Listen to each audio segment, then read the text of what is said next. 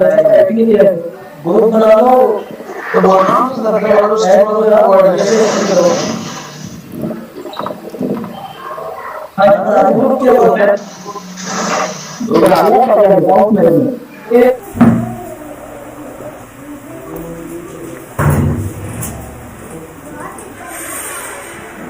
आज हम बायोकेमिस्ट्री पढ़ेंगे। Okay ma'am.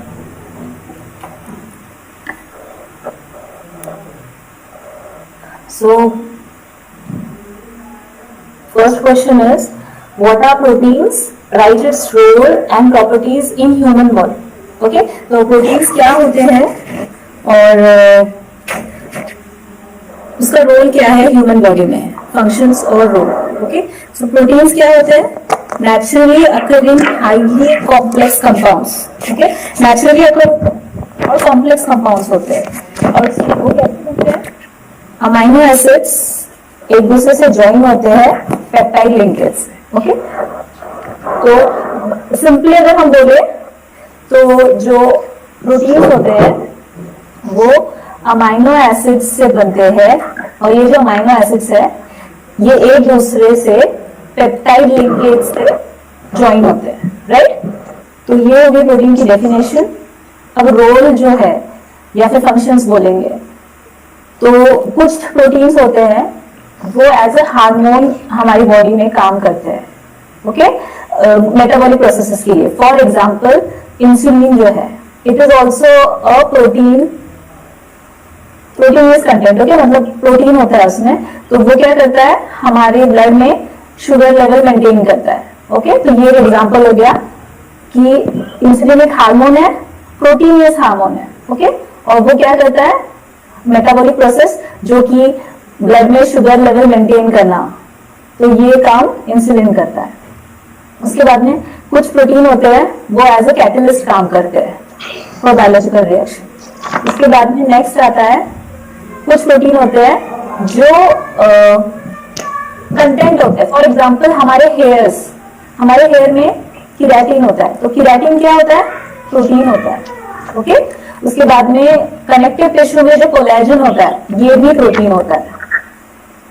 तो बायोलॉजिकल स्ट्रक्चरल मटेरियल मतलब हेयर में जो कीराटिन है वो प्रोटीन से बना है, कनेक्टिव टिश्यू में जो कोलेजन है वो प्रोटीन से बना है।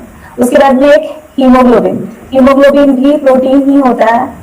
वो क्या करता है? ऑक्सीजन कैरी करता है। उसके बाद में कुछ ब्लड प्रोटीन्स होते हैं, ब्लड में कुछ प्रोटीन प्रेजेंट होते हैं जो एंटीबॉडीज के जैसा काम करते हैं, जो हमें डिजीजेस से बचाते हैं। ओके, हमारी इम्यूनिटी बढ़ाते हैं। तो ब्लड में कुछ प्रोटीन्स होते हैं जो एंटीबॉडीज का रोल प्ले करते हैं और हमें डिजीज से बचाते हैं। उसके बाद में न्यूक्लियर प्रोटीन्स, डीएनए आरएनए सबको पता है ना? डीएनए आरएनए क्या होता है? दे कंसिस्ट ऑफ प्रोटीन और they are the carrier of genetic characters. जो भी हमारे जेनेटिक कैरेक्टर्स होते हैं वो डीएनए में होते हैं, राइट? तो डीएनए आरएनए ये जो न्यूक्लियर प्रोटीन्स है ये भी प्रोटीन कंटेंट होते हैं। उसके बाद में प्रोटीन जो है मसल में जो प्रोटीन होते हैं वो हमें कोई भी मैकेनिकल वर्क करने के लिए हेल्प करते हैं।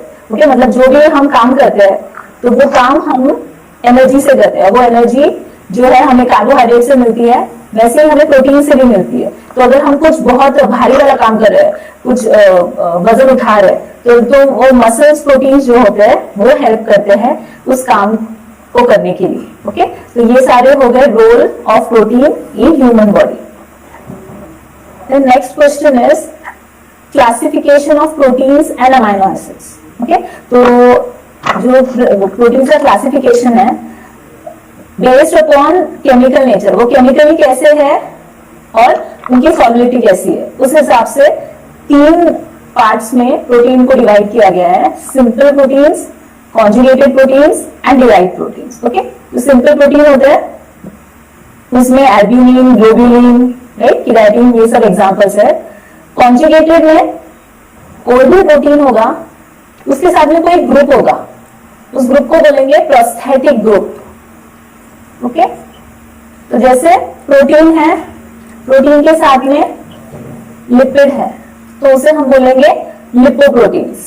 प्रोटीन्स है उसके साथ में ग्लूकोज है तो हम उसे बोलेंगे ग्लाइकोप्रोटीन। ओके, वैसे ही प्रोटीन के साथ में फॉस्फोरस है तो हम इसे फॉस्फोप्रोटीन बोलेंगे। प्रोटीन के साथ में न्यूक्लिक एसिड है तो हम उसे न्यूक्लियोप्रोटीन्स बोलेंगे। तो ये जो प्रोस्थेटिक ग्रुप है वो होगा lipids, phosphorus, glucose, nucleic acid. Okay, उसके बाद में आता है डिराइड। तो डिराइड जो होते हैं उसमें हम अगर कॉन्जुगेटेड प्रोटीन्स को हीट करते हैं तो हमें डिराइड प्रोटीन्स मिलते हैं। ओके, तो उसमें कोआगुलेटेड प्रोटीन्स, पेप्टोन्स, पेप्टाइड्स, ये सब एग्जांपल आते हैं। तो आपको याद रखना है कि सिंपल प्रोटीन्स होते हैं, कॉन्जुगेटेड प्रोटीन्स होते हैं और डिराइड प्रोटीन्स होते हैं। ओके, सिंपल मतलब जिनमें हमको चेंज नहीं करते। ओके, सिंपल जो नेचुरली अकर होते हैं वो। कॉन्जुगेटेड में कोई भी अगर प्रोस्थेटिक ग्रुप मिल जाता है तो हमें कॉन्जुगेटेड प्रोटीन मिलता है। कॉन्जुगेट मतलब इकट्ठा होना, तो जो प्रोटीन है वो लिपिड के साथ में इकट्ठा हो जाएगा, प्रोटीन में ग्लूकोज के साथ में इकट्ठा हो जाएगा, तो वो उसे बोलेंगे कॉन्जुगेटेड प्रोटीन। और डिराइव्ड प्रोटीन, जब कॉन्जुगेटेड प्रोटीन को हम हीट करते हैं तो हमें डिराइव्ड प्रोटीन्स मिलते हैं। उसके बाद में नेक्स्ट आता है क्लासिफिकेशन ऑफ अमाइनो एसिड्स। तो अमाइनो एसिड्स का क्लासिफिकेशन 3 पार्ट्स में किया गया है। न्यूट्रल होते हैं, एसिडिक होते हैं और बेसिक होते हैं। तो न्यूट्रल में एलिफैटिक अमाइनो एसिड्स होते हैं, एरोमेटिक अमाइनो एसिड्स होते हैं, हेट्रोसाइक्लिक अमाइनो एसिड्स होते हैं जिनको इम्यूनो एसिड्स भी बोला जाता है। कुछ सल्फर कंटेनिंग अमाइनो एसिड्स होते हैं, मतलब अमाइनो एसिड्स जिनमें सल्फर होता है, और कुछ होते हैं अमाइनो एसिड जिनमें हाइड्रोक्सिल ग्रुप होता है। ओके, तो ये सब आते हैं न्यूट्रल अमाइनो एसिड में। तो एलिफैटिक में ग्लाइसिन, एलेनिन एग्जांपल है।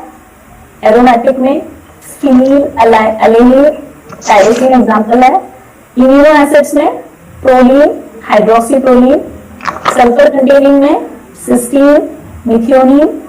Amino acid containing hydroxyl group जिसमें OH ग्रुप प्रेजेंट होता है, सीरीन, थ्रियोनिन। वैसे ही एसिडिक अमाइनो एसिड्स कौन से होते हैं? Aspartic acid, asparagine. और basic amino acid arginine, lysine. तो ये क्लासिफिकेशन हो गया अमाइनो एसिड्स का। Okay, then next is carbohydrate की डेफिनेशन है और क्लासिफिकेशन है। ओके, तो कोई बताएगा कार्बोहाइड्रेट क्या होता है? कार्बन, हाइड्रोजन, ऑक्सीजन कंटेन करती हैं। हाँ, और बाकी मैडम थोड़ा हाइड्रोक्साइड्स और सुना होगा ना। Please mute yourself. Polyhydroxy aldehydes होते हैं या पॉलीहाइड्रोक्सी कीटोन्स होते हैं। ओके, ये सिंपल डेफिनेशन है कार्बोहाइड्रेट की।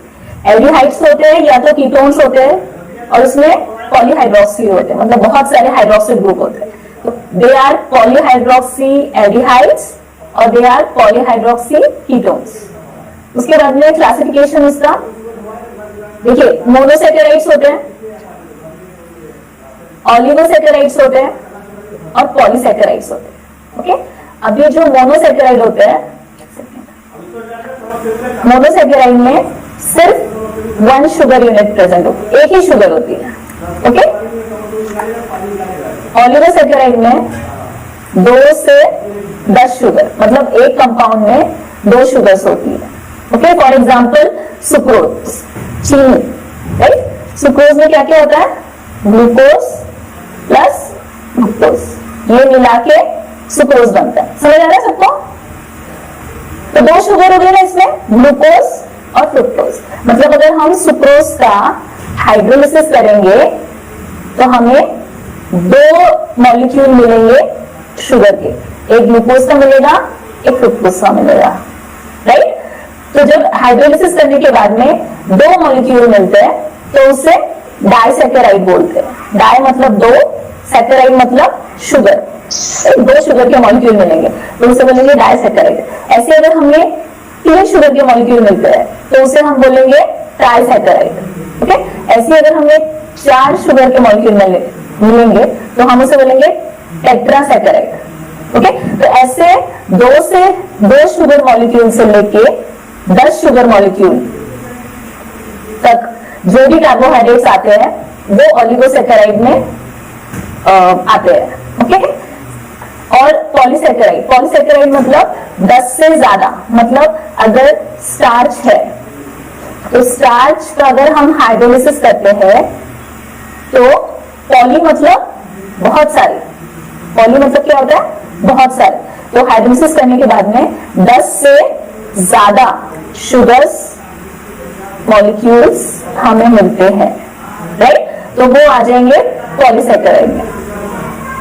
तो मोनोसेकेराइड जहां पे अगर हम हाइड्रोलिसिस करते हैं वो हाइड्रोलिसिस होता ही नहीं है, क्योंकि उसमें सिर्फ एक ही शुगर प्रेजेंट होती है। तो यहाँ पे एग्जांपल से देखिए, ribose, glucose, fructose, mannose, galactose, ribulose, तो ये सब जो है मोनोसेकेराइड में आते हैं। अब मोनोसेकेराइड में भी दो टाइप होते हैं, जिसमें एल्डिहाइड ग्रुप होता है, जिसमें कीटोन ग्रुप होता है, एल्डोसिस, कीटोसिस, ओके। तो एल्डोसिस जो होते हैं वहां पे मोनोसेकेराइड जो है वो एक एल्डिहाइड होता है, राइट। जहाँ पे फंक्शनल ग्रुप जो है मोनोसेकेराइड में वो एल्डिहाइड होता है, तो उनको एल्डोसिस बोलेंगे। तो एग्जांपल इज ग्लिसरल्डिहाइड या ग्लूकोज।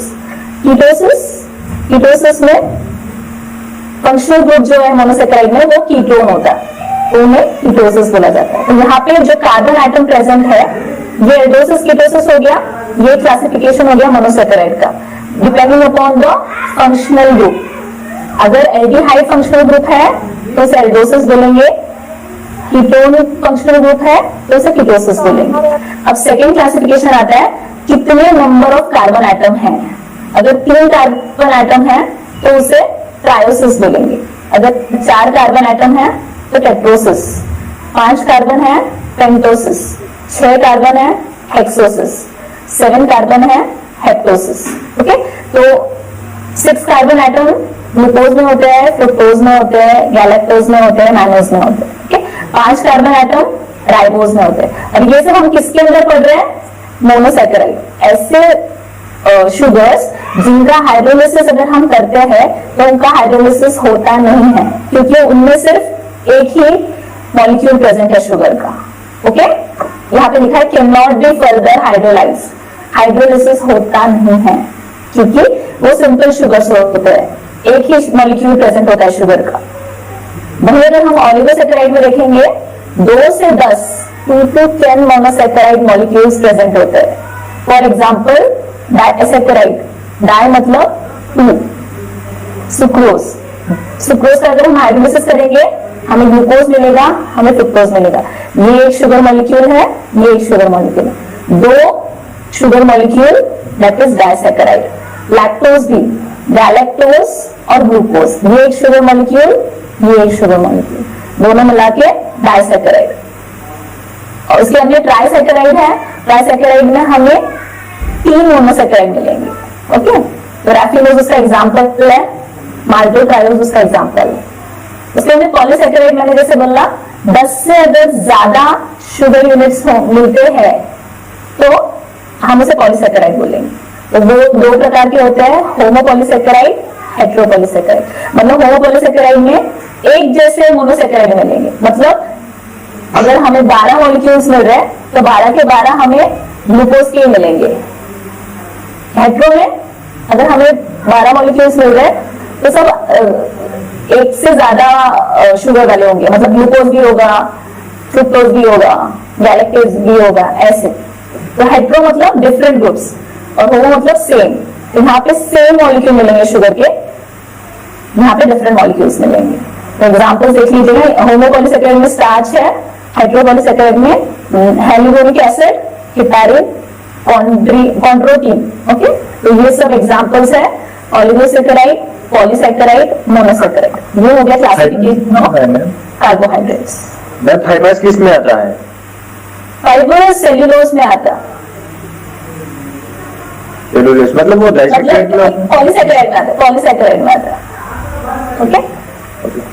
तो next is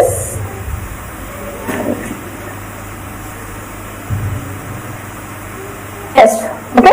so test for carbohydrates. तो जिन्होंने कॉलेज किया होगा उन्होंने प्रैक्टिकल्स किए होंगे, तो आपने मॉलिश टेस्ट देखी होगी, है ना? जी मैम।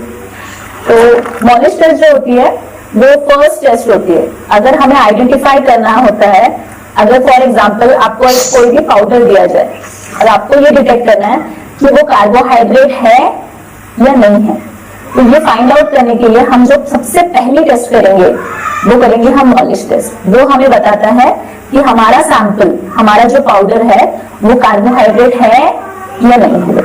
अगर वहां पे वॉयलेट कलर की रिंग आती है लास्ट में, तो दैट मीन्स कि हमारा जो पाउडर है वो कार्बोहाइड्रेट है। और अगर वॉयलेट रिंग नहीं आती है तो इसका मतलब है हमें जो पाउडर दिया गया है वो कार्बोहाइड्रेट नहीं है। ओके, तो यहाँ पे मॉलिश टेस्ट है जो टेस्ट है कार्बोहाइड्रेट के लिए। तो यहाँ पे एक रिएजेंट होता है, उसे बोलते हैं मॉलिश रिएजेंट। ये मॉलिश रिएजेंट में क्या होता है, उसमें एक अल्फा नैप्थॉल नाम का सब्सटेंस होता है, उसको अल्कोहल में मिलाया जाता है और ये दोनों मिला के बनाते हैं मॉलिश रिएजेंट। ओके, अब हम क्या करेंगे, जो भी हमारा सैंपल है, जो भी हमें पाउडर दिया है, उस पाउडर को हम वाटर में डिसॉल्व करेंगे। ओके, वाटर में डिसॉल्व करने के बाद में हम वो सोल्यूशन लेंगे, जो हमने सैंपल को वाटर में मिलाया है वो हमें एक सोल्यूशन देगा, तो वो हम सोल्यूशन लेंगे। उस सोल्यूशन में हम डालेंगे ये Molisch reagent, right, Molisch reagent डालेंगे। उसके बाद में हम कॉन्सेंट्रेटेड H2SO4 ये ऐड करेंगे। जब हम कॉन्सेंट्रेटेड H2SO4 उसमें डालेंगे तो वहां पे जो हमारी टेस्ट ट्यूब होगी, राइट, वहां पे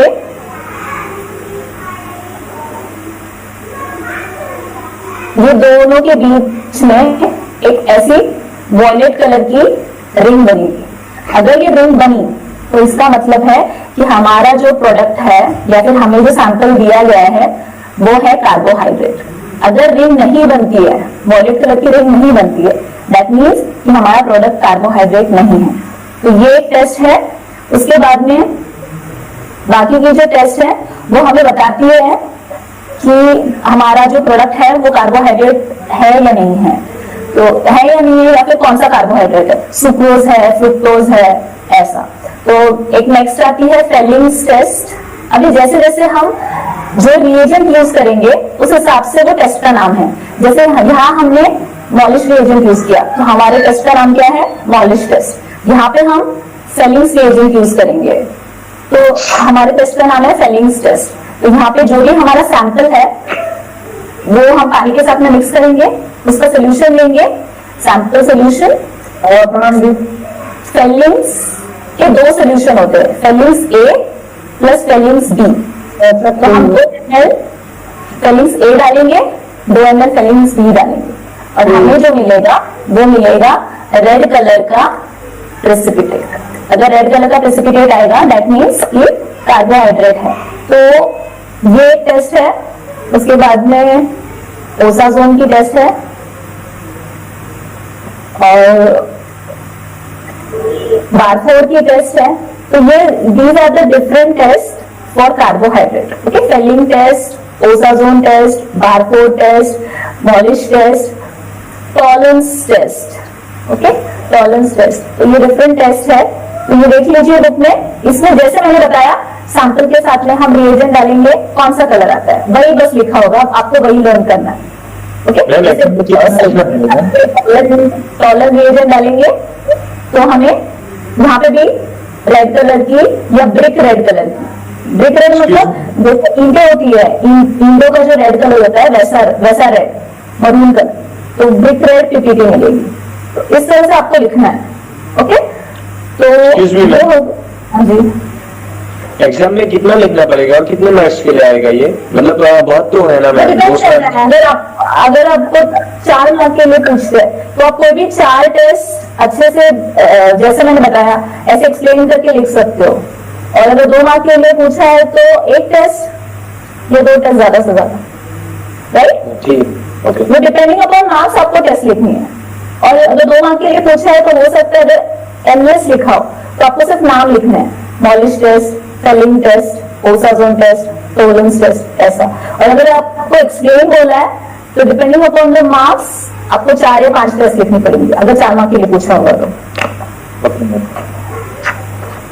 Then next is what are lipids? Write its classification. Okay, तो lipids जो होते हैं ना, उसकी सिंपल डेफिनेशन है they are the esters of fatty acids. Okay, fatty acids के ईस्टर्स होते हैं और वो क्या होते हैं?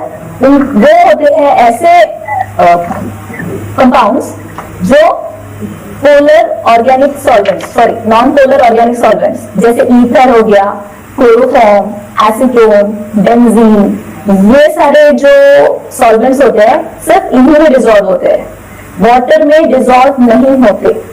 ओके, लिपिड्स जो होते हैं वो नॉन पोलर सॉल्वेंट्स में ही डिसॉल्व होते हैं, नॉन पोलर सॉल्वेंट्स में ही डिसॉल्व होते हैं, वाटर में इनसॉल्युबल होते हैं.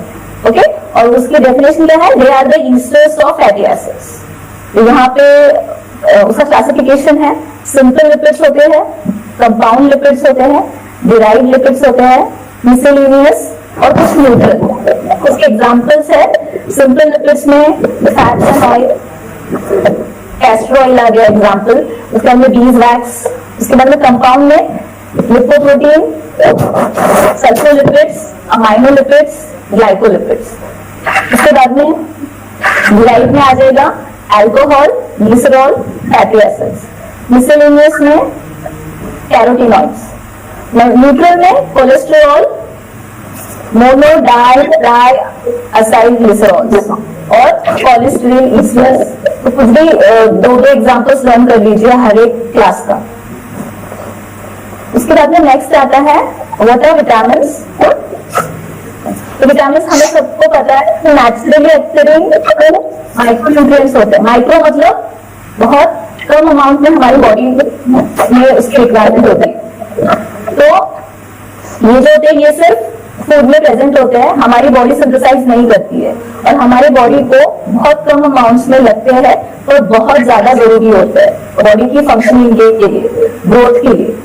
तो नेचुरली एक्टिंग माइक्रो न्यूट्रिएंट्स होते हैं जो फूड में प्रेजेंट होते हैं और हमारी बॉडी को रिक्वायर होते हैं नॉर्मल फंक्शनिंग के लिए और ग्रोथ के लिए. ओके, तो ऐसे माइक्रो न्यूट्रिएंट्स को हम विटामिन्स बोलेंगे.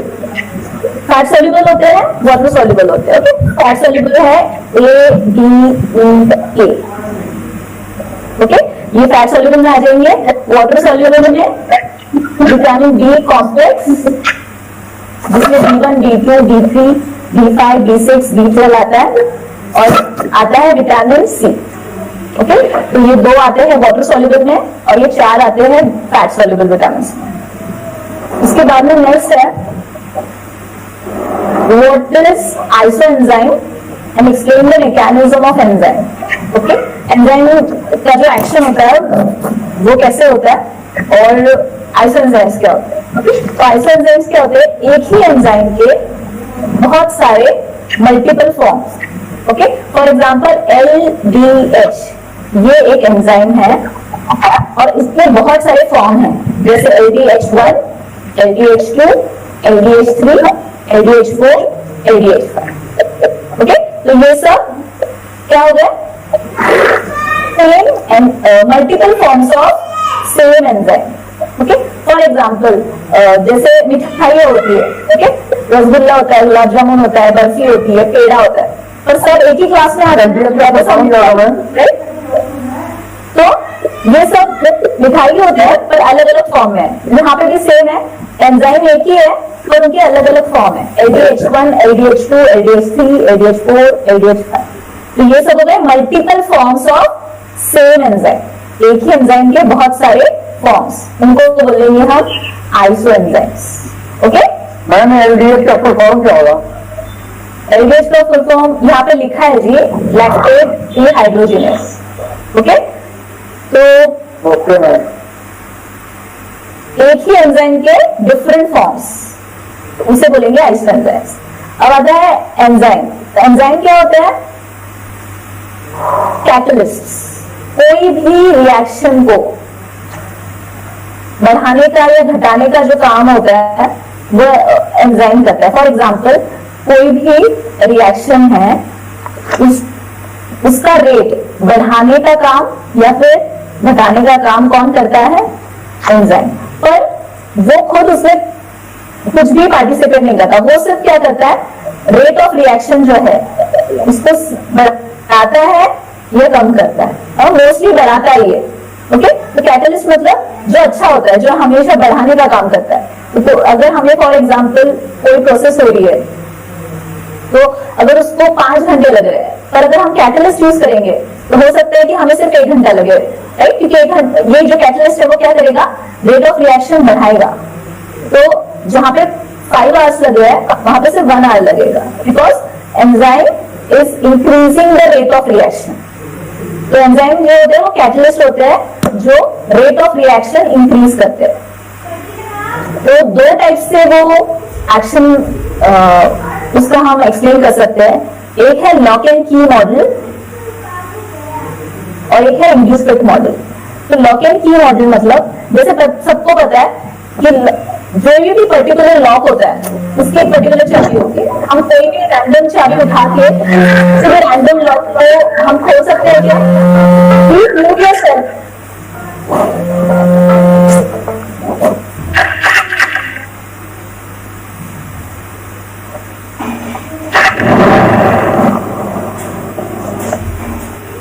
ओके, सो जैसे पर्टिकुलर कोई लॉक है तो उसकी एक पर्टिकुलर चाबी होती है, राइट। यहाँ पे भी सेम है कि कोई पर्टिकुलर सबस्ट्रेट है, जैसे अब इसका शेप देखिए ऐसा है, राइट। तो ये जो है ये एंजाइम है, यहाँ पे जो साइट होगी तो वो ऐसी ही बनी होगी कि ये सबस्ट्रेट बराबर उसमें फिट हो जाए। समझ आ रहा है सबको? तो इसे बोलते हैं लॉक एंड की मॉडल। अब एक सबस्ट्रेट होता है और एक एंजाइम होता है। सबस्ट्रेट मतलब जो भी मॉलिक्यूल, फॉर एग्जांपल कार्बोहाइड्रेट हो सकता है, प्रोटीन हो सकता है, फैट हो सकता है। अब वो बॉडी में कुछ काम करेगा, जैसे अगर हम फूड से हम कार्बोहाइड्रेट ले रहे हैं तो बॉडी में जाके कुछ ना कुछ तो वो काम करेगा, राइट, क्योंकि वो एनर्जी रिलीज करता है। तो वो एनर्जी रिलीज करने के लिए वो एक प्रोसेस से जाएगा, राइट। तो वो जो प्रोसेस होगी उस प्रोसेस में ये एंजाइम उसको हेल्प करेगा। तो क्या होगा, जैसे अब ये सबस्ट्रेट है, सबस्ट्रेट मतलब समझ लो कोई कार्बोहाइड्रेट है, कोई प्रोटीन है या कोई फैट है। तो ये सबस्ट्रेट के साथ में ये जो एंजाइम है ये रिएक्ट करेगा। तो यहाँ पे एक एक्टिव साइट बनी है, तो ये सबस्ट्रेट बराबर यहाँ पे जाके फिट हो जाएगा। यहाँ पे फिट होने के बाद में थोड़ी देर बाद में क्या होगा कि ये प्रोडक्ट थोड़ा सा अपना ब्रेक डाउन हो जाएगा। ये ब्रेक डाउन हो जाएगा और एंजाइम वैसा का वैसा ही रहेगा, और फिर एंजाइम किसी दूसरे मॉलिक्यूल, सेकेंड मॉलिक्यूल को लेने चला जाएगा। ओके, और ये तो ब्रेक डाउन हो गया जो हमें चाहिए था, ये ब्रेक डाउन होके एनर्जी रिलीज करेगा।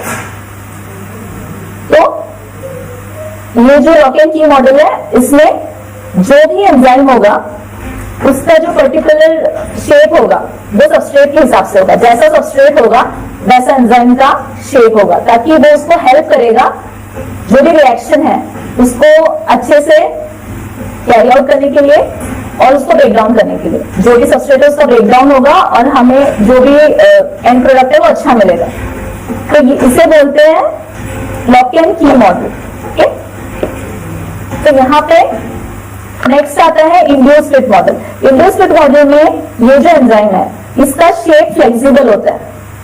मतलब कि अगर सबस्ट्रेट का शेप ऐसा है तो ये एंजाइम क्या करेगा, थोड़ा फ्लेक्सिबल है, तो ये वैसा शेप उस पर जाके फिट हो जाएगा। ओके, तो ये क्या होता है, फ्लेक्सिबल होता है, ताकि शेप जैसा भी हो वो उसको वैसे ही फिट करेगा अपने को। ओके, वो वैसा शेप ले लेगा और फिर वो सबस्ट्रेट बराबर उसमें फिट हो जाएगा। तो इसे बोलते हैं इंड्यूस फिट मॉडल। ओके, जो भी एक्टिव साइट है वो फ्लेक्सिबल होती है, तो ताकि जो भी सबस्ट्रेट का शेप है उस हिसाब से वो उसका शेप ले लेगा और प्रोसेस को जो भी रेट ऑफ रिएक्शन है उसको बढ़ाएगा और फिर म्यूट करा देने इसके ब्रेक डाउन में हेल्प करेगा। तो ये हो गया इंड्यूस फिट मॉडल। तो इस हिसाब से एंजाइम जो है वो एक्ट करते हैं। एक है लॉक एंड की मॉडल और एक है induce fit model. Okay, lock and की मॉडल में एंजाइम जो होता है वो फ्लेक्सिबल नहीं होता है, राइट। जैसा सबस्ट्रेट का शेप होगा उसका वैसा ही शेप होगा। इंड्यूस फिट में फ्लेक्सिबल होता है, जैसा सबस्ट्रेट का शेप होगा वो वैसा बना लेगा और उसको हेल्प, सबस्ट्रेट को हेल्प करेगा रिएक्शन प्रोसीड करने के लिए। और फिर लास्ट में ये तो ब्रेक डाउन हो जाता है जो भी सबस्ट्रेट है वो, और एंजाइम फिर दूसरे मॉलिक्यूल को लेने चला जाता है। समझ आ रहा है सबको? तो ये हो गया एंजाइम मैकेनिज्म एक्शन। अभी नेक्स्ट आती है क्रेब्स साइकिल। ओके, तो क्रेब्स साइकिल से पहले एक आती है ग्लाइकोलिसिस, क्योंकि ग्लाइकोलिसिस साइकिल जब होती है उसके बाद में क्रेब्स साइकिल्स आती है। समझ आया सबको? तो पहले ग्लाइकोलिसिस में जो प्रोडक्ट हमें मिलता है, जो एंड प्रोडक्ट हमें मिलता है, वही स्टार्टिंग प्रोडक्ट होता है क्रेब्स साइकिल का। तो इसलिए पहले ग्लाइकोलिसिस साइकिल देखेंगे, उसके बाद में हम क्रेब्स साइकिल देखेंगे, क्योंकि ग्लाइकोलिसिस का जो एंड प्रोडक्ट होता है वही जैसे ये पायरुवेट, ये जो पायरुवेट है ये एंड प्रोडक्ट है ग्लाइकोलिसिस का, यही फर्स्ट प्रोडक्ट होता है क्रेब्स साइकिल का। तो इसलिए हम ग्लाइकोलिसिस पहले पढ़ेंगे, उसके बाद में फिर क्रेब्स साइकिल पढ़ेंगे। तो ये साइकिल्स मैं बाद में लेती हूँ, जो थियोरेटिकल पार्ट है वो पहले हम देखते हैं।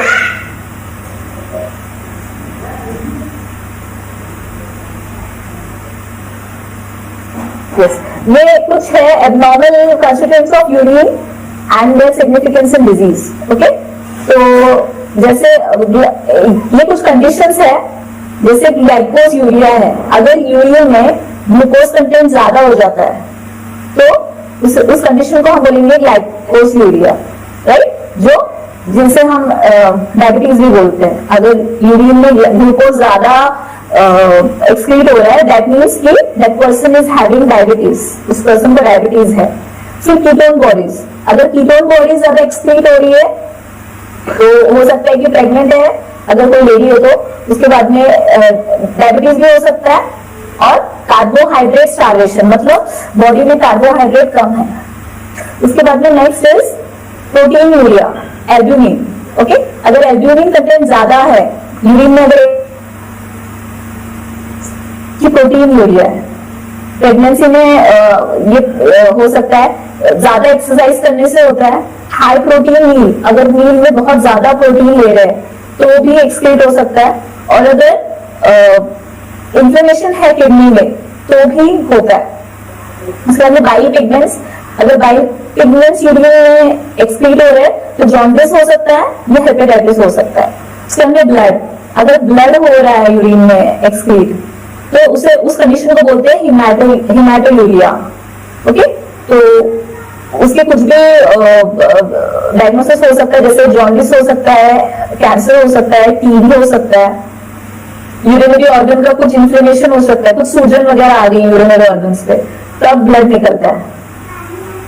तो उस कंडीशन को बोलते हैं हिमाटायूरिया, मतलब हीम मतलब ब्लड और यूरिया मतलब यूरिन, तो ब्लड का यूरिन में एक्सक्रीशन, दैट इज हिमाटायूरिया। उसके बाद पस, अगर पस निकल रहा है यूरिन में तो उसे पायूरिया बोलते हैं। तो उसका मीनिंग ये हो सकता है कि इंफेक्शन हो सकता है यूरिनरी ब्लैडर में, यूरेथ्रा में या किडनी में। ओके, तो ये सारी कंडीशंस है जिसे हम बोलेंगे कि अगर यूरिन में ये सब कॉन्स्टिट्यूएंट्स, शुगर है, ketone bodies, albumin, bile pigments, blood या पस, ये अगर यूरिन में एक्सक्रीट हो रहे होंगे तो ये सारे डिजीजेस हमें हो सकते हैं, right. So these are the abnormal constituents, ये abnormal constituents है। उसके बाद में ब्लड का भी वैसा ही है। ब्लड की जो कंडीशंस है तो उसमें आता है सिकल सेल एनीमिया, उसके बाद में मेगालोब्लास्टिक एनीमिया, उसके बाद में पॉलीसाइथेमिया, राइट। तो ये सारी जो कंडीशंस है ये एबनॉर्मल अगर कंस्टिट्यूएंट्स ब्लड में आ जाते हैं तब होती है, जैसे पॉलीसाइथेमिया। उसके बाद में iron deficient anaemia, iron deficient anaemia. उसके बाद में megaloblastic anaemia, sickle cell anaemia और हीमोलिटिक एनीमिया। तो ये सब जो है ये पैथोलॉजी ऑफ ब्लड, जो मतलब ये जो डिजीजेस है it is related to blood की ये सारी डिजीजेस है, polycythaemia, iron deficient anaemia, megaloblastic anaemia और सिकल सेल एनीमिया और हेमोलिटिक एनीमिया। इसके बाद में आता है क्वेश्चन एंजाइम्स क्या होते हैं और एंजाइम्स का क्लासिफिकेशन क्या है। ओके, तो एंजाइम्स जैसे मैंने स्टार्टिंग में बताया कि कैटलिस्ट होते हैं, राइट, प्रोटीनलेस होते हैं, प्रोटीन से बने होते हैं, और कैटलिस्ट होते हैं, कैटेलाइज करते हैं कोई भी रिएक्शन को, ओके, रेट ऑफ रिएक्शन को बढ़ाते हैं, दे आर कैटलिस्ट। तो क्लासिफिकेशन में आता है on the basis of site of action, मतलब जहां पे ये एक्शन करते हैं बॉडी में, तो वो साइट के हिसाब से उनको क्लासिफाई किया गया है। जिस साइट पे, जिस पोर्शन में, जिस पार्ट पे वो एक्ट करेंगे उसके बेसिस पे क्लासिफिकेशन किया गया है। एक्सो एंजाइम्स या एक्स्ट्रा सेलुलर एंजाइम्स, मतलब सेल के बाहर, ओके, मतलब ये सेल्स है, सेल्स के बाहर जो एंजाइम्स काम करेंगे उनको बोलेंगे एक्स्ट्रा सेलुलर एंजाइम्स। ओके, तो ये सेल के बाहर सिक्रीट होते हैं, और एग्जांपल है उसका लाइपेसिस, प्रोटियोसिस। उसके बाद में इंट्रासेलुलर, जो सेल के अंदर काम करते हैं, हाँ, इंट्रासेलुलर मतलब जो सेल्स के अंदर है, तो वहां पे synthetases, phosphorylases which are present inside the cell, उनको बोलेंगे इंट्रासेलुलर। उसके बाद में कंस्टिट्यूटेड एंजाइम्स, ओके, तो ये जो है ये बॉडी में हमेशा काम करते हैं, इसको सबस्ट्रेट की जरूरत नहीं पड़ती, किसी कार्बोहाइड्रेट की नहीं, किसी प्रोटीन की नहीं, किसी की नहीं। तो ये जो एंजाइम्स होते हैं ये हमेशा काम करते रहते हैं, 24/7 हमारी बॉडी में काम कर रहे होते हैं, तो इनको बोलते हैं कंस्टिट्यूटिव एंजाइम्स। तो ये एंजाइम्स ऑफ ग्लाइकोलिटिक सीरीज जितने भी आते हैं वो कॉन्स्टिट्यूटिव एंजाइम्स होते हैं। इंड्यूस्ड एंजाइम्स जो तभी काम करते हैं जब कोई सबस्ट्रेट हो, मतलब जब कोई कार्बोहाइड्रेट बॉडी में हो या फिर प्रोटीन हो, फैट हो, तभी ये एंजाइम्स काम करेंगे। तो ये काम करते हैं जब there is a presence of substrate. तो हिपैटिक माइक्रोसोमल एंजाइम्स ये जो होते हैं, जो लिवर में प्रेजेंट होते हैं, वो इंड्यूस्ड एंजाइम्स होते हैं। उसके बाद में आते हैं प्रो एंजाइम्स। तो प्रो एंजाइम्स जो होते हैं वो इनएक्टिव होते हैं, मतलब उनको ना धक्का देना पड़ता है, वो कुछ काम के नहीं होते हैं, मतलब इनएक्टिव होते हैं एकदम, हाँ इनएक्टिव होते हैं, स्टिल होते हैं एकदम। तो उनको वो तभी एक्टिवेट होते हैं जब वो किसी के साथ में रिएक्ट करे, जैसे पेप्सिडोजन, ये जो है ये प्रो एंजाइम है जो इनएक्टिव है, और वो एक्टिवेट कब होता है जब वो HCl के साथ में रिएक्ट करता है। जब HCl के साथ में रिएक्ट करेगा तो फिर वो एक्टिवेट हो जाएगा और फिर काम करेगा। तो उसको बूस्ट करने के लिए किसी चीज की हेल्प लेनी पड़ती है। तो ये हो गए प्रो एंजाइम्स। नेक्स्ट आते हैं on the basis of reactions, जो भी वो रिएक्शन कर रहे हैं उस हिसाब से, जैसे ऑक्सीडो रिडक्टेज, अब नाम ही बता रहा है कि ऑक्सीडेशन और रिडक्शन जब होता है तब ये एंजाइम्स काम करते हैं। जैसे डीहाइड्रोजिनेज, ऑक्सीडेज, हाइड्रोपेरोक्सीडेज, ऑक्सीजिनेज, हाइड्रोक्सिलेज, ये सब जो है ये ऑक्सीडो रिडक्टेज है। जब ऑक्सीडेशन या रिडक्शन रिएक्शन हो रही होती है तब ये ऑक्सीडो रिडक्टेजेस एंजाइम्स काम करते हैं। फिर आता है ट्रांसफरेजेस, जब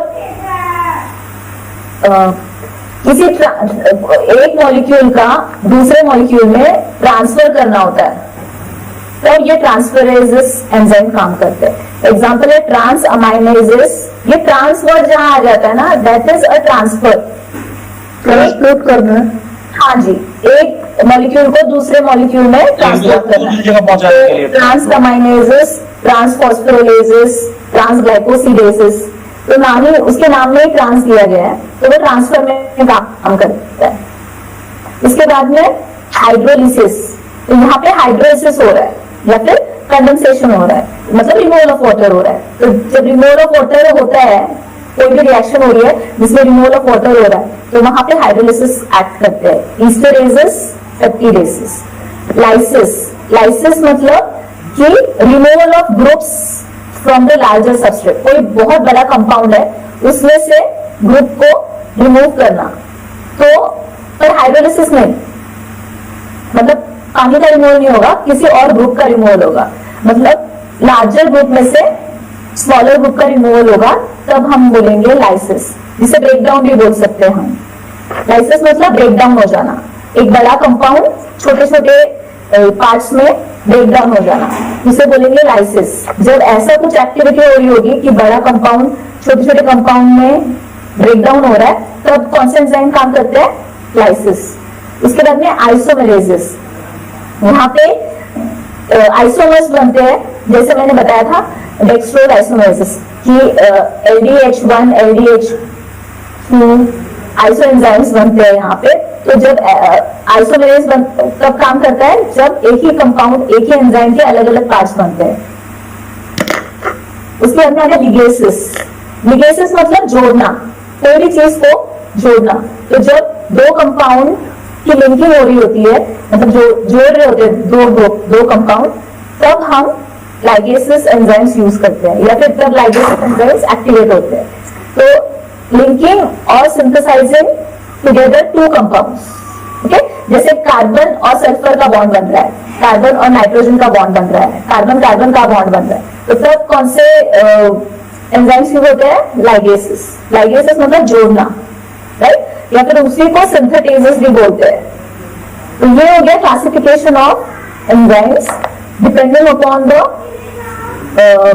site of action and depending upon the reactions they catalyse. मतलब जिस रिएक्शन में वो काम कर रहे होते हैं उस बेसिस पे, और जिस साइट पे वो काम कर रहे होते हैं उस बेसिस पे दो क्लासिफिकेशन है एंजाइम्स के। फिर अभी शायद साइकिल्स ही बची है। ओके, तो let us start with glycolysis. Okay,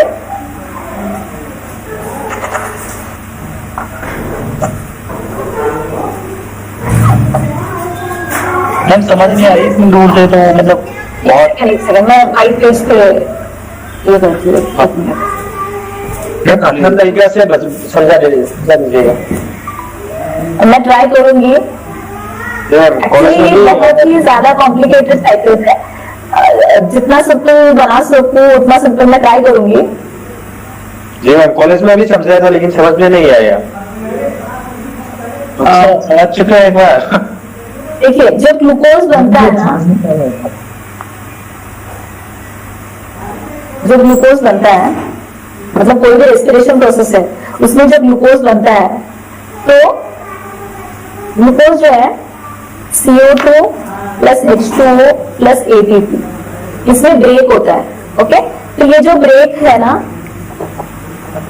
ये 3 मेथड्स में होता है। एक होता है, ये जो ब्रेक होता है तो 3 कंपाउंड्स बनाता है, जैसे पायरुविक एसिड, सेकेंड आता है लैक्टिक एसिड, मैम तीसरी और सेकंड थर्ड आता है एक कोई प्रोसेस।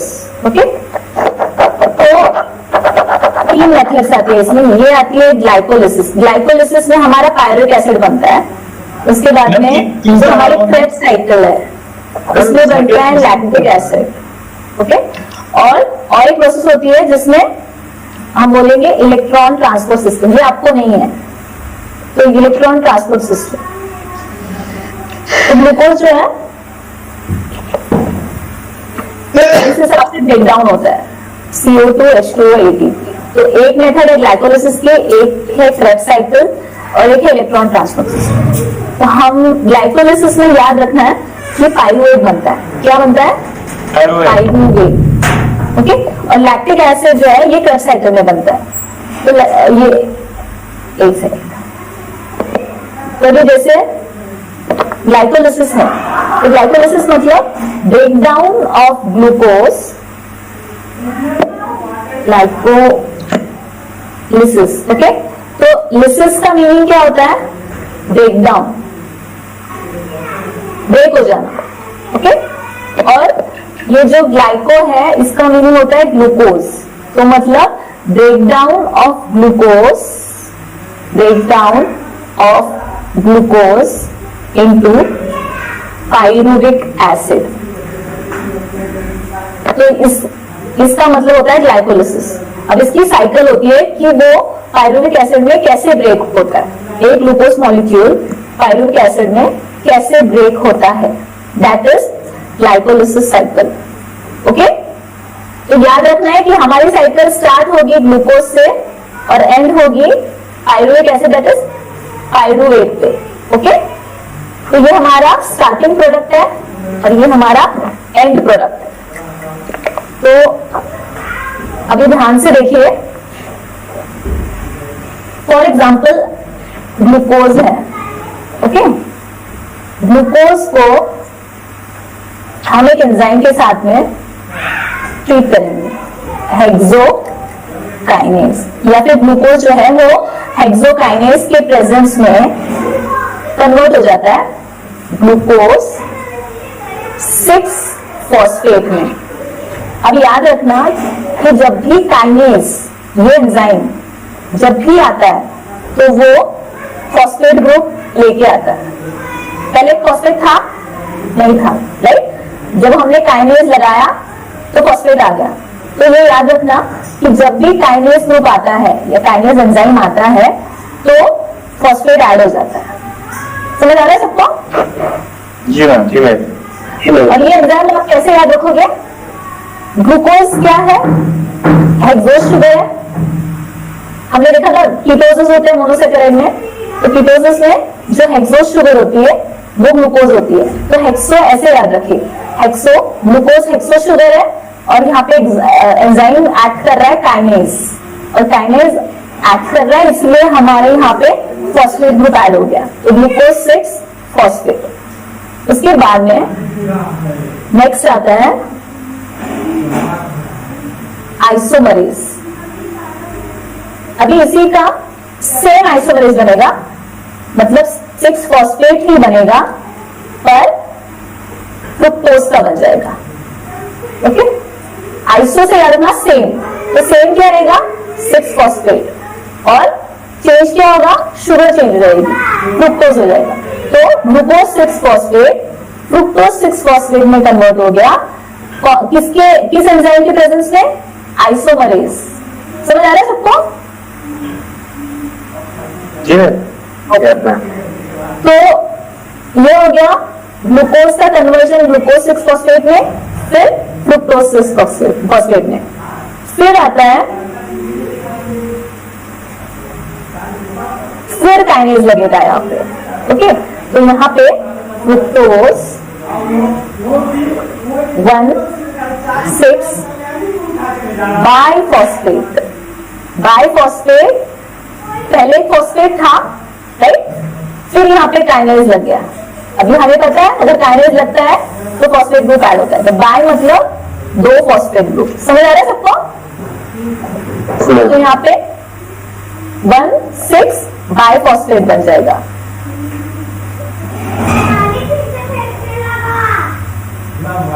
ओके, देन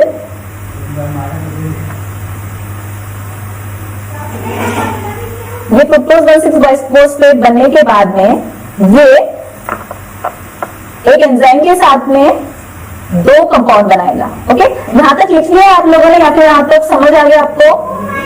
जी मैम। ग्लूकोज का कन्वर्जन ग्लूकोज 6 फॉस्फेट में, फिर ग्लूकोज 6 फॉस्फेट फ्रुक्टोज 6 फॉस्फेट में बन गया, फिर फ्रुक्टोज 6 फॉस्फेट फ्रुक्टोज 1,6 बाइफॉस्फेट में चेंज हो गया। एंजाइम्स याद रखने हैं, हेक्सोकाइनेज, आइसोमरेज, काइनेज। ओके, या फिर इसको आप फ्रुक्टोज 1,6 काइनेज भी लिख सकते हो। अगर आपको याद नहीं है तो काइनेज लिखा तो भी चलेगा, कोई प्रॉब्लम नहीं। उसके बाद में मैम ये पेपर में भी लिखना होता है साइड वाला है? हाँ जी। तो यहाँ पे फ्रुक्टोज 1,6 बाइफॉस्फेट जो बना था, अब इसके साथ में कौन सा एंजाइम आएगा? एल्डोसिस। एक सेकेंड,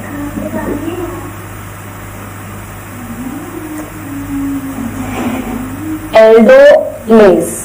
ओके, एल्डोलेज। तो एल्डोलेज जो है इसके साथ में मिलके फ्रुक्टोज 1,6 बाइफॉस्फेट दो कंपाउंड्स बनाएंगे। एक बनाएगा ढाप, DHAP, जिसको आप ढाप भी बोल सकते हो, जिसका फुल फॉर्म है D hydroxy acetone phosphate. Okay, अगर आपको ये फुल फॉर्म लिखने की जरूरत नहीं है, आप अगर आपने ढाप भी याद रख लिया, DHAP ढाप, तो भी ओके है। अगर आपको फुल फॉर्म लिखना तो आप लिख सकते हो। एक बनाएगा ढाप और एक बनाएगा ग्लिसरल्डिहाइड, ग्लिसरल्डिहाइड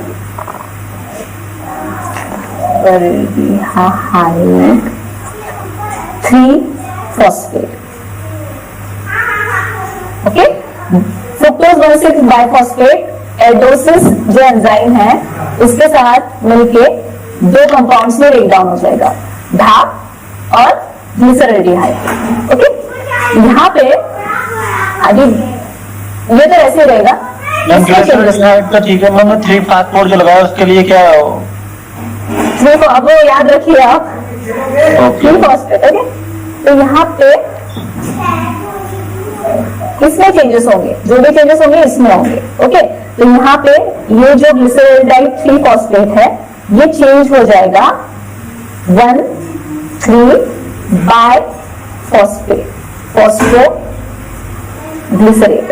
ओके, अब और एक चीज मैं बता रही हूँ कि एक एंजाइम होता है जिसका नाम होता है डीहाइड्रोजिनेज। ओके, जब ये डीहाइड्रोजिनेज लगता है तो फॉस्फेट ग्रुप जो है वो रिमूव हो जाता है। तो यहाँ पे 3 फॉस्फेट ग्रुप है, तो 3 का देखिए यहाँ पे बाय हो गया, समझ आ रहा है सबको? तो 3 फॉस्फेट में से एक फॉस्फेट ग्रुप निकल गया, क्योंकि हमने कौन सा एंजाइम यूज किया, डीहाइड्रोजिनेज। तो यहाँ पे बनेगा बाय फॉस्फोग्लिसरेट। तो 3 में से एक फॉस्फेट ग्रुप निकल गया, इसलिए यहाँ पे बाय फॉस्फोग्लिसरेट 1,3 बाय फॉस्फोग्लिसरेट ये बनेगा जब हम ग्लिसरल्डिहाइड 3-फॉस्फेट को डीहाइड्रोजिनेज के साथ में ऐड करेंगे। अभी ये जो है इसमें फिर काइनेज ऐड होगा। क्या ऐड होगा? काइनेज। अभी काइनेज ऐड हो गया मतलब फिर एक फॉस्फो ग्रुप उसमें ऐड हो जाएगा, राइट? तो वो बन जाएगा 3-फॉस्फोग्लिसरेट। 1,3 डाइफॉस्फो से सिर्फ 3-फॉस्फोग्लिसरेट बन जाएगा। समझ आ रहा है सबको? जी मैम। क्योंकि यहाँ पे 2 थे, फिर हमने काइनेज लगाया तो काइनेज से एक फॉस्फो ग्रुप उसमें ऐड हो गया, चेंज हो गया 3-फॉस्फोग्लिसरेट। ये आप एक के नीचे एक लिखिएगा। वही मैं कह रहा हूँ, करके आप ऊपर से ही लिख देते। अच्छा, एक मिनट।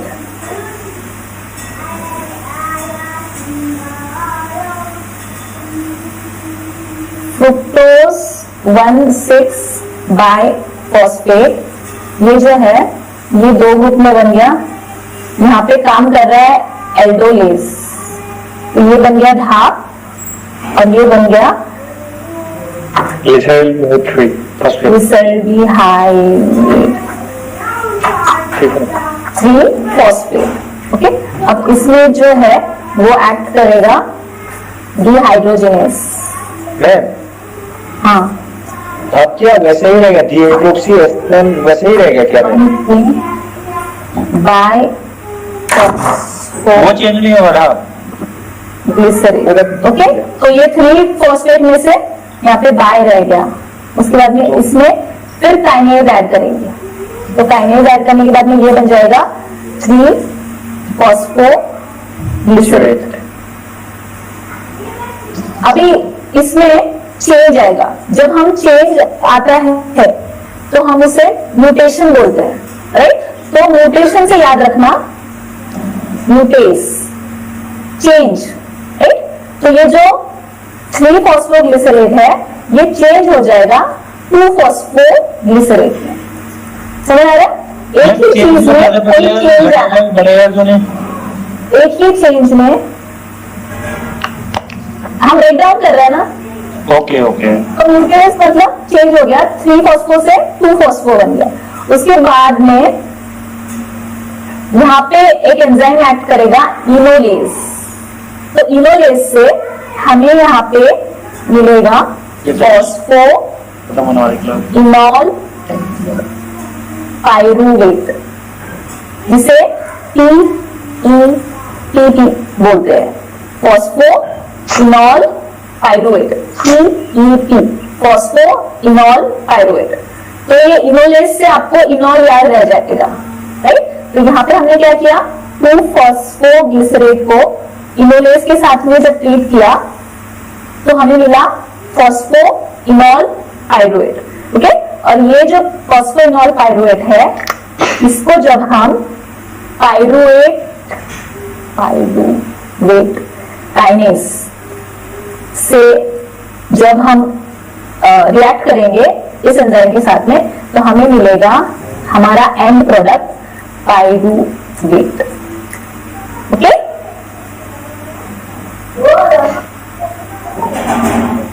तो ये सारी जो साइकिल है वो है ग्लूकोज साइकिल, ओके। यहाँ पे क्या देखा हमने कि सबसे पहले ग्लूकोज का मॉलिक्यूल था, ग्लूकोज को हमने काइनेज के साथ में जब ट्रीट किया, काइनेज एंजाइम है उसके साथ में जब ट्रीट किया तो हमें मिला ग्लूकोज 6 फॉस्फेट। ग्लूकोज 6 फॉस्फेट को हम आइसोमरेज के साथ में जब ट्रीट करते हैं तो तब बनता है फ्रुक्टोज 6 फॉस्फेट। फ्रुक्टोज 6 फॉस्फेट को जब हम काइनेज के साथ में ट्रीट करेंगे तो हमें मिलेगा फ्रुक्टोज 1,6 बाइफॉस्फेट। ये जो फ्रुक्टोज 1,6 बाइफॉस्फेट है, इसको जब हम एल्डोसिस के साथ में मिलाएंगे तो हमें दो प्रोडक्ट मिलेंगे, एक मिलेगा ढाप और एक मिलेगा ग्लिसरील एल्डिहाइड 3 फॉस्फेट। इसको जब हम डिहाइड्रोजनेज के साथ में ट्रीट करेंगे तो हमें 1,3 बाइफॉस्फोग्लिसरेट मिलेगा। इसमें जब हम काइनेज मिलाएंगे तो वो बन जाएगा 3 फॉस्फोग्लिसरेट। इसमें जब हम न्यूक्लियस मिलाएंगे तो वो 2 फॉस्फोग्लिसरेट बन जाएगा। जब उसके साथ में इनोलेस मिलाएंगे तो हमें मिलेगा PEP, फॉस्फो इनॉल पायरुवेट। और इसको जब हम पायरुवेट काइनेज के साथ में मिलाएंगे तो हमें हमारा एंड प्रोडक्ट मिलेगा विच इज पायरुवेट, ओके। समझ आया सबको? जी मैम। अब इसमें मैंने बहुत इंपॉर्टेंट बात है जो मैंने आपको बताई नहीं, क्योंकि अगर मैं वो बताती तो आप बहुत ज्यादा कंफ्यूज हो जाते। तो अभी आपको साइकिल समझ में आ गई सबको? जी मैम। जी मैम। तो अभी आपको ये याद रखना है कि कहाँ कहाँ एनर्जी जो है जिसे हम एटीपी बोलते हैं, राइट, तो कहाँ कहाँ लॉस हो रही है और कहाँ कहाँ गेन हो रही है। तो ये जो चीज है ये आपको साइकिल में याद रखनी है, ओके। तो देखिए अभी जैसे मैंने बोला ग्लूकोज जो है, ग्लूकोज जब ग्लूकोज 6 फॉस्फेट में कन्वर्ट हो रहा है, सबसे पहली स्टेप, ओके।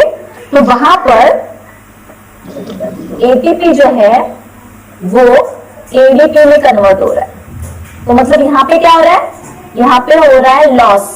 एटीपी क्या हो रहा है, एटीपी क्या होता है, ट्राइफॉस्फेट।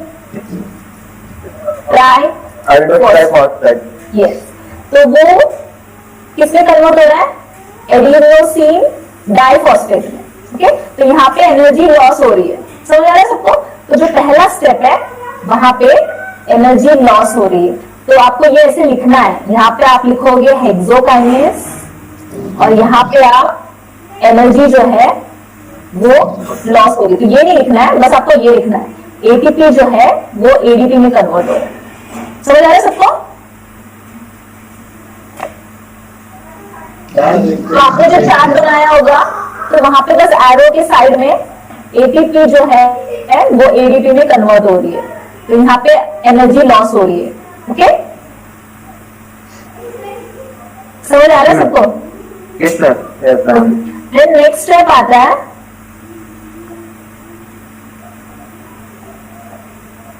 Fructose 6 phosphate, okay. हमें पता है ग्लूकोज 6 फॉस्फेट के बाद में हमने फ्रुक्टोज 6 फॉस्फेट बनाया आइसोमेरेज एंजाइम के प्रेजेंस में। तो फ्रुक्टोज 6 फॉस्फेट जब फ्रुक्टोज 1,6 बाइफॉस्फेट बन रहा है तब भी एटीपी जो है वो एडीपी में कन्वर्ट हो रहा है। यहाँ पे भी क्या हो रहा है, एक जो एटीपी का कंपाउंड है वो लॉस हो रहा है, राइट। तो पहली स्टेप जहां पे ग्लूकोज 6 फॉस्फेट में बन रहा है तब एनर्जी लॉस हो रही है, तब एटीपी एडीपी में कन्वर्ट हो रहा है। सेकेंड स्टेप कहां पे है, जो फ्रुक्टोज 6 फॉस्फेट फ्रुक्टोज 1,6 बाइफॉस्फेट में कन्वर्ट हो रहा है, तब एनर्जी लॉस हो रही है, तब एटीपी एडीपी में कन्वर्ट हो रहा है। ओके, अभी जो थर्ड स्टेप है वो आएगा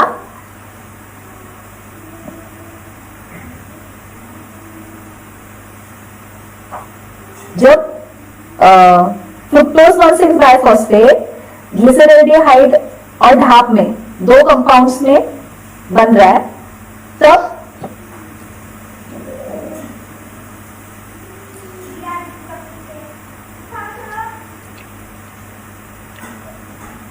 जब 1,3 बाइफॉस्फोग्लिसरेट ये एक कंपाउंड जब बन रहा है तब यहां पे 2 NADP और 2 NADPH इसमें कन्वर्ट हो रहा है। मतलब यहाँ पे जो है, यहाँ पे हमारी एटीपी गेन हो रही है, ओके, और दो मॉलिक्यूल्स है तो गेन हो रही है, ट्वाइस गेन हो रही है, 2 बार गेन हो रही है। उसके बाद में क्या है, निकोटिनामाइड निकोटिनामाइड न्यूक्लियोटाइड ऐसा कुछ नाम है उसका, 1 मिनट में बता रही हूँ। निकोटिनामाइड एडिनोसिन, राइट, और जो पीएच है निकोटिनामाइड एडिनोसिन फॉस्फेट ऐसा होता है, पीएच का मीनिंग होता है फॉस्फेट। तो यहाँ पे एनर्जी गेन हो रही है, ओके। उसके बाद में इसकी जो नेक्स्ट स्टेप आती है, इसमें भी जहां पे काइनेज लग रहा है और ये जो है बाइफॉस्फेट, ये बन रहा है 3-फॉस्फोग्लिसरेट। तो यहाँ पे भी एनर्जी हमें मिल रही है, 2 ADP जो है वो 2 ATP में कन्वर्ट हो रहा है। देखिए यहाँ पे ADP ATP में कन्वर्ट हो रहा है, मतलब यहाँ पे हमें एनर्जी जो है गेन हो रही है यहाँ, राइट, क्योंकि एटीपी में कन्वर्ट हो रहा है। अगर एडीपी में कन्वर्ट होता है तो वहां पे लॉस होता है। तो यहाँ पे एक लास्ट स्टेप आती है जब फॉस्फोइनॉल पाइरुवेट से पाइरुवेट बनता है, ओके, फॉस्फोइनॉल पाइरुवेट से मतलब जो लास्ट स्टेप है पाइरुवेट बनता है, तब वहां पे भी हमारी एनर्जी जो है वो हमें गेन हो रही है, 2 ADP 2 ATP में कन्वर्ट हो रहा है। मतलब यहाँ पे हमें जो एनर्जी है वो गेन हो रही है। तो ऐसा टोटल 5 साइड पे, फर्स्ट स्टेप में, सेकेंड स्टेप में, उसके बाद में फोर्थ स्टेप में, फिफ्थ स्टेप में और 7th स्टेप में। तो ऐसे 7 जगह पे एनर्जी जो है वो हमें मिल रही है, टोटल एनर्जी। तो इसका मैं जो साइकिल है वो मैं पीडीएफ में भेज दूंगी अच्छे से, तो आप उसमें देख लीजिएगा। आपको जो कंसेप्ट है वो समझ में आ गया होगा ना कि एडीपी जो है वो अगर एटीपी में कन्वर्ट हो रहा है मतलब एनर्जी गेन होगी, और अगर एटीपी एडीपी में कन्वर्ट हो रहा है तो एनर्जी माइनस में जा रही है, ओके, लॉस हो रही है, राइट। तो ये चीजें कहाँ कहाँ लगानी है, फर्स्ट स्टेप में, उसके बाद में सेकेंड स्टेप में, फोर्थ स्टेप में, फिफ्थ स्टेप में और 7th स्टेप में। तो इसकी साइकिल मैं आपको भेज दूंगी, आप एक दो बार रीड कर लीजिए, आपको समझ में आ जाएगा। और अगर नहीं समझ में आया तो फिर बाद में पूछ लेना, मतलब सर को बताना, सब पूछ लूंगी, ठीक है। तो ये जो साइकिल्स है इसका एक ही मैं आपको बता सकती हूँ कि जितनी बार आप लिख सकते हो उतनी बार लिख के निकालो, रट्टा मारो, राइट। पर रट्टा इस हिसाब से मानो कि आपको पता होना चाहिए कि नेक्स्ट कंपाउंड क्या बन रहा है। जैसे मैंने बताया कि ग्लूकोज है तो ग्लूकोज 6 फॉस्फेट में बनेगा, फिर ग्लूकोज 6 फॉस्फेट जो है वो फ्रुक्टोज 6 फॉस्फेट में बनेगा, राइट। और कहाँ पे कौन सा एंजाइम आ रहा है, कहाँ पे एनर्जी रिलीज हो रही है, कहाँ पे एनर्जी लॉस हो रही है, ये सब चीजें भी आपको लिखनी है। अगर वो नहीं लिखी तो वो साइकिल जो है वो रॉन्ग हो जाएगी। तो इसका मैं पीडीएफ भेज दूंगी साइकिल का अच्छे से। तो ये होगी ग्लाइकोलिसिस जहां पे पायरुवेट बनता है। अब हम कल देखेंगे क्रेब्स साइकिल, जिसकी शुरुआत जो है वो पायरुवेट से होती है। मतलब पायरुवेट जो ग्लाइकोलिसिस है उसके आगे की जो प्रोसेस है वो क्रेब्स साइकिल होती है, जिसे पीसीए भी बोलते हैं या सिट्रिक एसिड साइकिल भी बोलते हैं, ट्राई कार्बोक्सिलिक एसिड साइकिल या सिट्रिक एसिड साइकिल। ओके, ये हम कल देखेंगे जो पायरुवेट से बनती है। मैम हाँ, साइकिल कितने मार्क्स के लिए आएगा मैम एग्जाम में? आप प्रीवियस क्वेश्चन पेपर देख लीजिए ना, उसमें दिया होता है ना, क्वेश्चन दिए होते हैं, मार्क्स दिए होते हैं सामने। क्वेश्चन नहीं मिल रहा है।